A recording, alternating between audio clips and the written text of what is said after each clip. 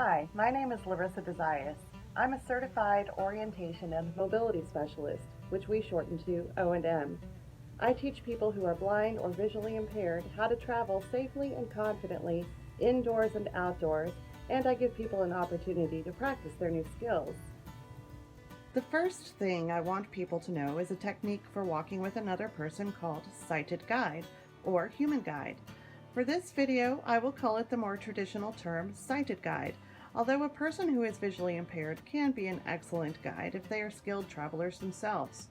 For this video, you are the guide, and your companion is the person who is blind or visually impaired and requesting assistance. Sighted guide technique allows both people on the sighted guide team to feel comfortable, safe, and actively walking together. So, how does it work?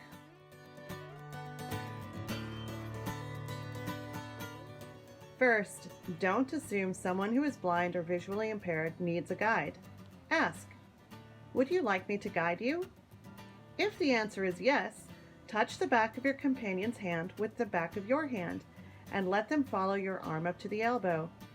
They should hold on to the back of your elbow with their hand in the shape of the letter C, like they would if holding a cup.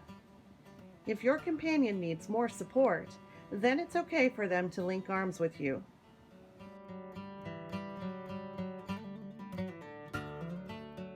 You and your companion should walk almost beside each other, while you stay a half a step to a step ahead. Most of the time, you will maintain this position. You should keep your arms steady and locked comfortably by your side. Your companion should stay close to you. The sighted guide team should walk at a pace that is comfortable for both people. While walking, go ahead and have a conversation, using special verbal cues for guidance only when needed. If your companion is very new to vision loss, appears anxious, is using a modified grasp, or expresses curiosity about the surroundings, give them more detail about the environment and provide extra verbal cues to help anticipate obstacles. An experienced team will not need much verbal cueing and will rely more on physical cues.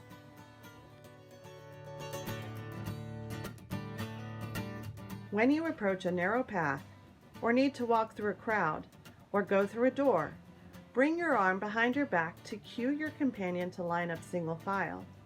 It's okay for your companion to let their hands slide down from the elbow to the wrist to allow more room for walking.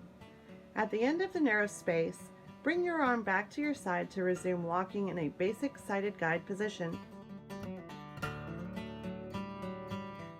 When you approach a seat from the front, approach the front edge of the seat squarely. Bring your companion's legs up to the seat of the chair until their legs touch it. Most people should be able to seat themselves at this point. In special situations, when extra assistance is needed, watch to make sure the seat is clear and say something only if your companion's safety is clearly at risk. When approaching a seat at a table, approach the chair squarely from behind. Place your hand on the back of the chair and allow your companion to follow your arm down to the back of the seat. Again, most people should be able to seat themselves at this point. Remember, only if special assistance is clearly needed, give simple verbal information.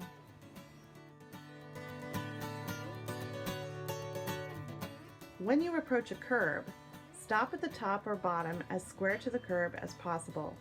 Allow your companion to catch up to you. Take a clear, deliberate step and, this is important, keep your guiding arm locked by your side. This gives clear information to your companion about the height of the step. Stop for a moment to allow your companion to catch up with you, then keep walking in the usual sighted guide position. Stairs are similar to a curb. Stop at the top or bottom squarely. Allow your companion to catch up with you. Make sure your companion can grab the railing if one is available. As you go up or down the stairs, stay one step ahead of your companion.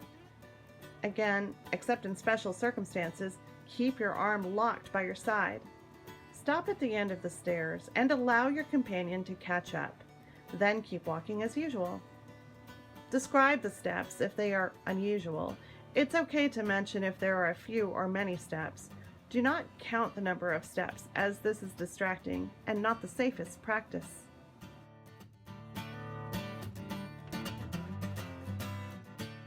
About face is a great technique for tight spaces like narrow hallways or elevators. You and your companion simply face each other and initiate a sighted guide grip with the opposite hands while turning yourself 180 degrees in that small space. You initiate the grip with the touch on the back of the hand, just as before. For doorways, just as with all other sighted guide skills, the guide always goes first. You will open the door, bring your arm behind your back in a narrow passageway position, and walk through the door with your companion, who should be ready to take the door and close it behind the team. You can give verbal cues, such as, "The door opens toward us," "The door is on our left side."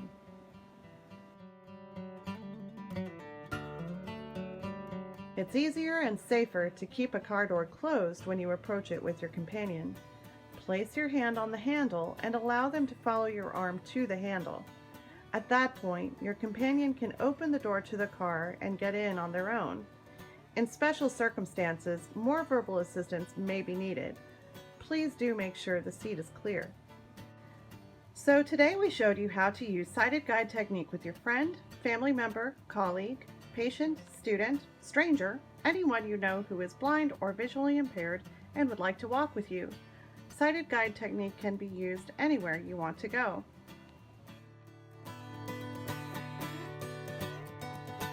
Here are the most important things to remember. The person you are guiding should hold on to the back of the elbow like they are holding a cup. You, the guide, always go first, through doorways, up and down stairs, etc. Never grab, push, pull, or otherwise physically manipulate the person you are guiding. Thank you for taking the time to learn sighted guide or human guide techniques today. Please share this information widely. And please refer anyone you know who has experienced vision loss to a local agency that has a certified orientation and mobility specialist on staff.